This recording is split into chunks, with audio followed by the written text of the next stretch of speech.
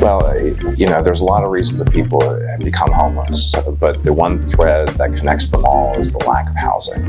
And the primary driver of homelessness in communities all across the country is that there's not housing that matches people's incomes. And so it is absolutely essential to create affordable housing in order to end homelessness. When someone is housed, their lives change. They suddenly have stability and a foundation upon which to build their health, their future success, economic, educational. It really transforms people's lives.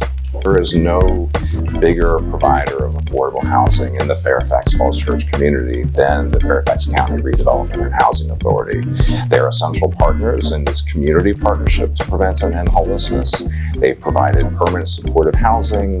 They've provided rental assistance to thousands of households, and they are helping prevent and end homelessness every single day.